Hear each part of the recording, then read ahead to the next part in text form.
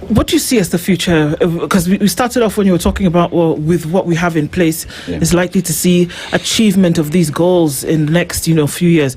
Do you think that Kenya will actually get there? And what are some things that must be then put in place in order to achieve that?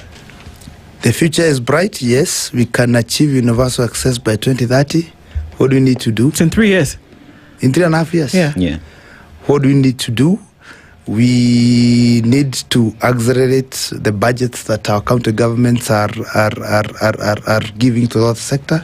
Like, for example, if every county government was able to provide about 18% of their budgets into water service provision, and the national government, like we saw, is able to attract PPPs, then we will achieve our goal by 2030. And can you do that without dealing with some of these issues under here that you've mentioned? Theft of water, loss of water. But that needs to happen while all these other things are being stamped out. How do those two work in congruence to then allow this universal access to happen?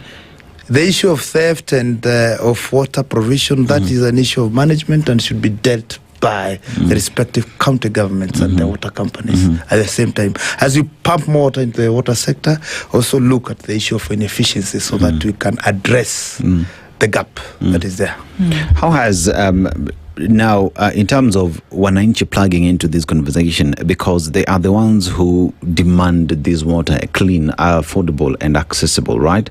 And with that, then there has to be a conversation where then they become your number one agents in these Nyumba Kumi initiatives that we see, that they're the ones who report, first of all, if there is vandalism. They are the ones to report whenever there are leakages. They're the ones as well to even report when it comes to quality or lack of it thereof, to ensure that everything is sustainable. How do they plug into this conversation?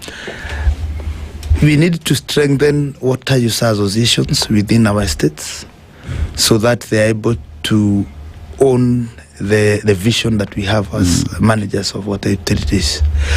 We also need to provide incentives. We provide incentives ourselves to people who come to report the neighbor stealing water. We're able to get that information in confidence, get into the root cause and whatever is happening.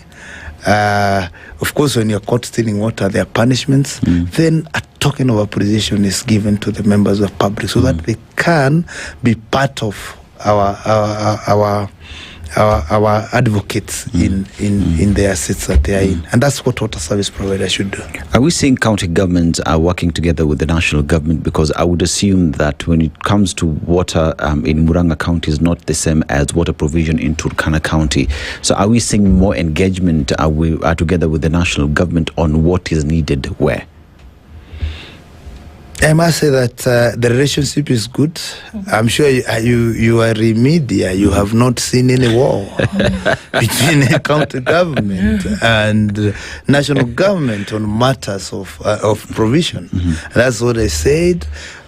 Because of the intergovernmental water sector framework, we have been discussing and we have moved great strides. Of course, there was teething problems when the county governments came, but currently those issues are not there.